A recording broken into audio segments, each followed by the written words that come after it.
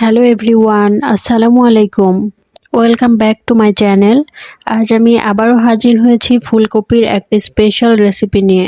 অনেকেই হয়তো ফুলকপির এই রেসিপিটা খেয়েছেন, আবার অনেকেই খাননি। তো আমি আজকে যে রেসিপিটি শেয়ার করছি আপনাদের সাথে, আশা করছি রেসিপিটি আপনাদের কাছে অনেক বেশি ভালো লাগবে। তো চলুন বেশি কথা না বাড়িয়ে মূল রেসিপি দেখে নিই। এর জন্য প্রথমেই আমি একটা ফুলকপি এভাবে সুন্দর ছোট ছোট গোল গোল সাইজ করে কেটে নিয়েছি। যে সাইজে আপনারা বানাতে চান সেই সাইজে এটা বানিয়ে নিতে হবে। তো এরকম একটু ছোট ছোট সাইজ করে কেটে নিলেই বেশি ভালো হয়। এবার এগুলোকে আমি সেদ্ধ বসিয়ে দিয়েছি। খুব বেশি সেদ্ধ করার প্রয়োজন নেই। 80% মতো সেদ্ধ হয়ে আসলে আমি এগুলোকে নামিয়ে পানি ঝরিয়ে নেব। খুব বেশি গলিয়ে ফেলা যাবে না। এই তো এ পর্যায়ে আমি খুব ভালোভাবে পানি ঝরিয়ে নিয়েছি। প্রচণ্ড গরম এগুলো, আমি একটু ঠান্ডা হতে এক সাইডে রেখে দিচ্ছি। ততক্ষণে আমি ব্যাটারটা রেডি করে নেব। তো ব্যাটার রেডি করার জন্য এখানে আমি 1 কাপ বেসন নিয়ে নিয়েছি।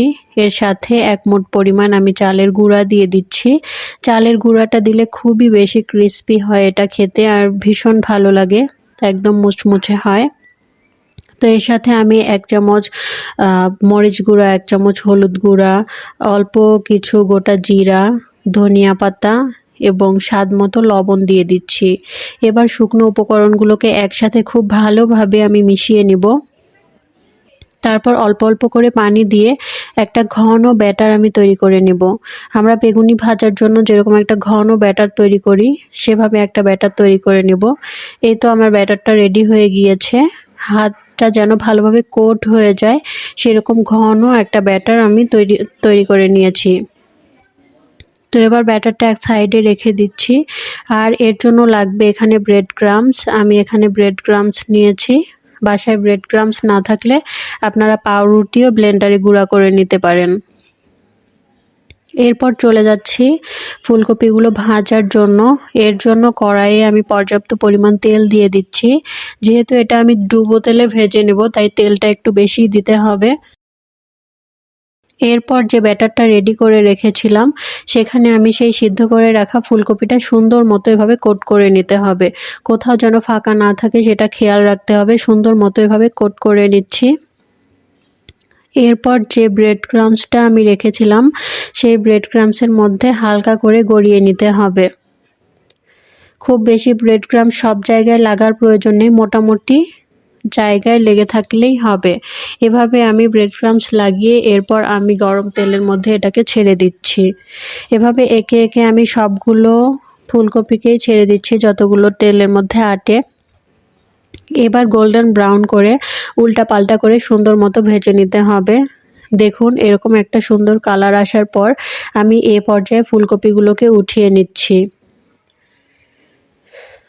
খুব হাই হিটে এটা ভাজা যাবে না, মিডিয়াম লোয়ের মাঝামাঝি রেখে অল্প আঁচে সুন্দর মতো এটা ভেজে নিতে হবে। ফুলকপিটা যেহেতু সেদ্ধই ছিল আগে 80%, ভাজার সময় সুন্দর মতো কুক হয়ে যাবে আর উপরটাও প্রচণ্ড ক্রিস্পি হবে, যার কারণে এটা খেতে কিন্তু ভীষণ ভালো লাগবে। সবগুলো একইভাবে ভেজে এবার আমি একটা প্লেটে সার্ভ করে নিয়েছি। এটা টমেটো সসের সাথে খেতে ভীষণ ভালো লাগে। তো দেখুন দেখতে কি লোভনীয় লাগছে, তাই না? এখন বাজারে ফুলকপি অনেক কম দামে পাওয়া যাচ্ছে, আর কিছুদিন পর থেকে কিন্তু ফুলকপি আর পাওয়া যাবে না। তো ফুলকপি থাকতে থাকতে এই রেসিপিটা আপনারা বাসায় একবার হলেও ট্রাই করে দেখতে পারেন। আশা করছি নিরাশ হবে না, খেতে ভীষণ ভালো লাগবে। তো আমার রেসিপিটি আপনাদের কাছে কেমন লাগলো অবশ্যই কমেন্ট করে জানাবেন।